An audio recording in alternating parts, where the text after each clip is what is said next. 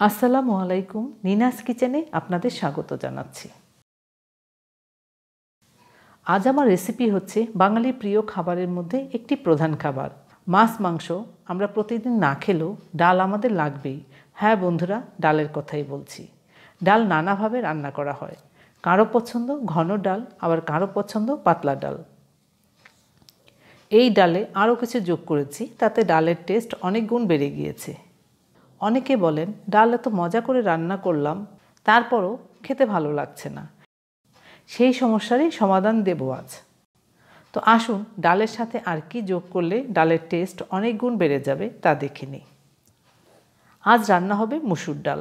ডাল রান্নার জন্য আমি নিয়েছি আধা কাপ ডাল। এখানে কথা আছে, মসুর ডাল যদি আমরা দেশি ডাল চিনে কিনতে পারি, সেই ডাল খেতে হবে খুব ভালো। শুধু তাই নয়, ডাল রান্নার পর ঘ্রাণও হবে খুব সুন্দর। রান্নার জন্য দেশি মসুর ডাল নিয়েছি। দেশি মসুর ডালগুলো দেখতে ছোট ছোট হয়। শুধু তা নয়, এই ডাল সেদ্ধও হবে ভালো। আমি যে ডাল নিয়েছি নিশ্চয়ই দেখতে পাচ্ছেন, এই রকম ডাল নিতে হবে। এবার দেখুন কি করি। ডালগুলো ভিজিয়ে দিলাম। ডাল ভিজানো থাকবে। আমাদের সময়ের উপর নির্ভর করবে কতক্ষণ আমাদের হাতে সময় আছে। আজ আমার হাতে সময় আছে, তাই আমি ডাল ভিজিয়ে রাখবো 1 ঘন্টার মতো। এখানে টিপস বলছি, ডাল যত বেশি ভেজানো থাকবে ডাল সেদ্ধ হবে তাড়াতাড়ি। শুধু তাই নয়, ডালের রঙও সুন্দর হবে। যদি হাতে একেবারেই সময় না থাকে, তারপরও 10 মিনিটের জন্য রেখে ডাল রান্না করতে হবে। বন্ধুরা, মসুর ডালের সাথে কিছু যোগ হবে বলেছিলাম, কি যোগ হবে তা বলা হয়নি। দেখতে পাচ্ছেন নিশ্চয়ই চালতা। চালতা চেনেন না এমন কেউ নেই।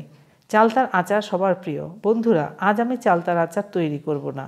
আজ তৈরি হবে চালতা দিয়ে ডাল। সেই জন্যই চালতা আমি এভাবে কেটে রেখেছি।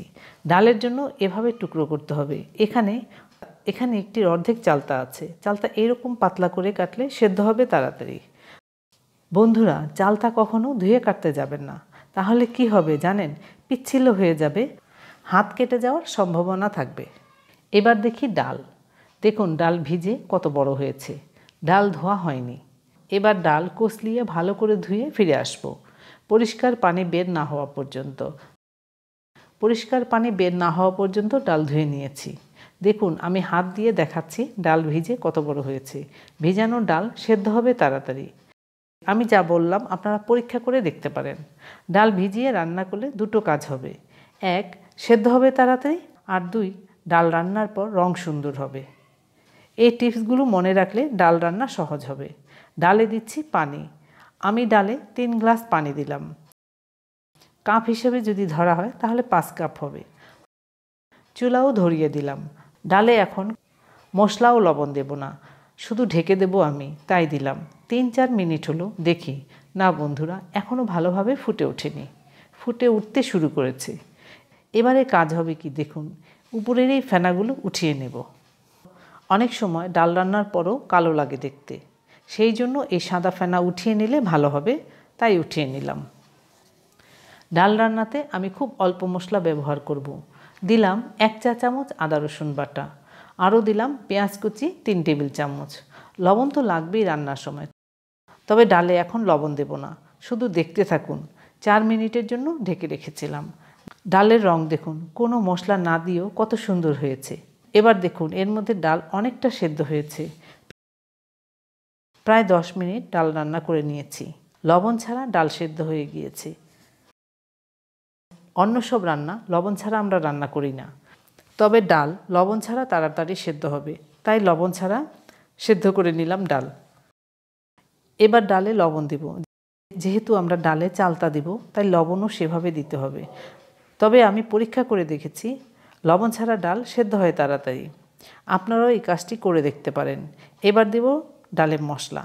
মশলা বলতে শুধু হলুদ গুঁড়া আধা চা চামচ বা প্রয়োজন মতো। আমার কেন যেন মনে হয় ডালে যে নিজস্ব ঘ্রাণ থাকে, বেশি মশলা দিয়ে দিলে সেই ঘ্রাণ নষ্ট হয়ে যায়। অনেকে বলে থাকেন ডাল রান্না কোনো ব্যাপার হলো?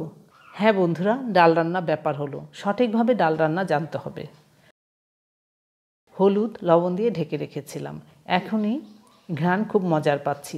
দেখুন ডালের রং কত সুন্দর হয়েছে। এবার ডাল ঘুটে নিতে হবে। সেই সনাতন পদ্ধতিতেই কাঠের ঘুটনি দিয়ে ডাল ঘুটে নিচ্ছি। এখন বাজারে নানা ধরনের ঘুটনি পাওয়া যায়। বন্ধুরা দেখুন ডাল কত সুন্দর হয়েছে ঘোটা। দিচ্ছি চালতা। চালতা ধুয়ে রেখেছি, কিছুক্ষণ রান্না করে নিচ্ছি।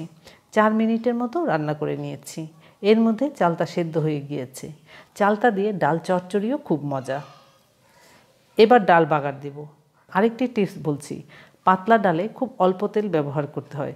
কেন জানেন? সেই ডালের ঘ্রাণ টেস্ট হবে বেশি। তেল দিলাম 1.5 টেবিল চামচ। দিলাম রসুন কুচি 2 টেবিল চামচের বেশি। আর কিছুই দেব না, শুধু বাদামি রং করে ভেজে নিতে হবে। রসুন ভাজার সময় আরেকটি জিনিস খেয়াল করবেন, রসুন কুচি যখন কাঁচা নাড়তে থাকবেন তখন দলা পাকিয়ে যাবে, আর যখন ভাজা হতে থাকবে তখন দেখবেন ঝরঝরে হবে। দেখুন তাই হচ্ছে। রসুন ভাজা হয়েছে, দিয়ে দিলাম ডাল এর মধ্যে।